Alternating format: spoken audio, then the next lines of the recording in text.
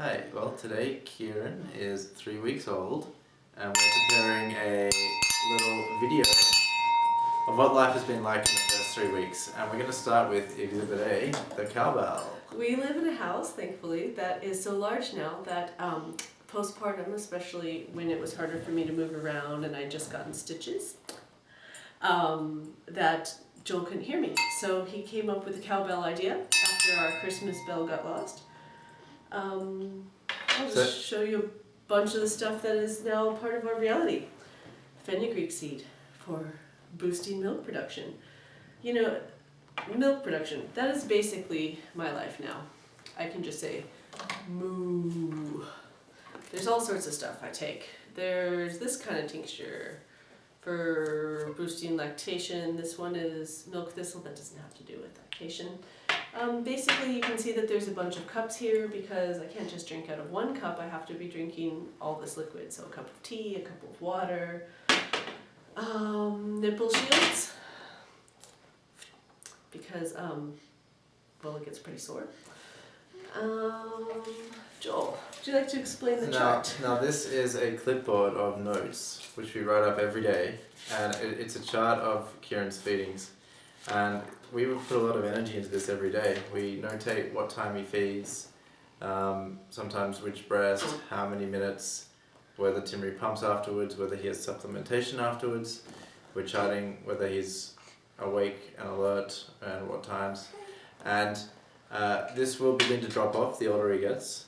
But this is actually pretty important stuff in the first at least 2 or 3 weeks of after a child is born, because you know there can be lots of issues that come up with working out how much weight a child is gaining, and also you know we're trying to work out patterns of like when he's sleeping and trying to begin to plan our lives Basically around that. learning him. So it's getting to know him. So you know life with a newborn is very fun. It's beautiful to hold him and to feel his soft skin. It's really full. It is full, yeah. There's a lot of energy that goes into looking after Timmery and making sure she's fed and hydrated, and making sure we're keeping track of Kieran's feedings and sleep, and helping Timmery's milk production, and it's a lot of energy and caring for everyone so that everyone can thrive. But it's all worth it. And I'm really grateful that I have been supported to stay in here in the womb room for the first almost 3 weeks. And I'm starting to go out of the room now, but we're trying to really keep this nice kind of like womb within a womb feeling. So it's, he's doing a stretchy thing. So it's a nice kind of slow transition out for Kieran and for me. I just want to say with these lists, it may look like there's not many pages here, but that's because Joel just took out, I think, 21 pages 3 weeks. Yesterday. Yep.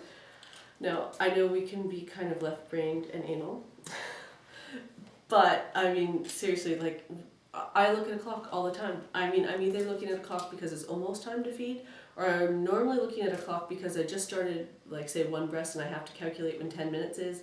But generally what happens is he falls asleep somewhere shortly after I put him on the breast, and so I've spent a lot of the last 3 weeks just trying to wake him up, which is funny because Joel and I spent a lot of time manifesting that he slept a lot. I mean, we have like a picture on the fridge, everybody we've told, but I never really thought that there'd be like the other side of sleeping too much. So we have been manifesting that he wakes up for at least 7 out of our 8 daily feeding times to be active, because really it's a lot of energy to just keep constantly waking him up, moving his hand, putting a washcloth on him. I mean, we tried giving him a bath yesterday. It's really hard to wake this kid up sometimes. Anyway, so this helps us keep sane, basically. Like, I'm looking at a clock all the time. It's 4:27, and then I look back at it and I don't really remember what time it was because I'm constantly like, I'm looking at it 4 in the afternoon and 4 in the morning, and it all starts to blur together, especially when I don't get enough sleep, which kind of I hit a low on last weekend. That was hard, but the first couple of weeks were okay because I still had reserves, and the last couple of nights I finally started to get a little more sleep. But right now I'd say Well, for a couple of weeks, his nighttime has been from about 12 or 1 at night to 12 or 1 in the afternoon. And poor Joel has to get up with Ryan between 7 and 8. Luckily, once we cut out his nap, it's closer to 8. And now he's back at work, so that's really wonderful that he does that. So then he gets to take a nap in the afternoon. Whereas my schedule is more like I try to piece together, if I'm lucky, 7 or 8 hours, hopefully more, but that doesn't often happen, between basically that 12-hour period. And then I'm up, and then I'm trying to go back to sleep, and up and asleep. And a lot of what's been happening is he wakes up and he makes squeaky noises, and we don't really know how to interpret them. So we kind of wait until his noises seem like he's waking up more and more, or we can't sleep through them. So we assume when he wakes up that means he's hungry, especially since we're not supposed to go more than 4 hours without feeding him. But a lot of times he wakes up after 2 or 3.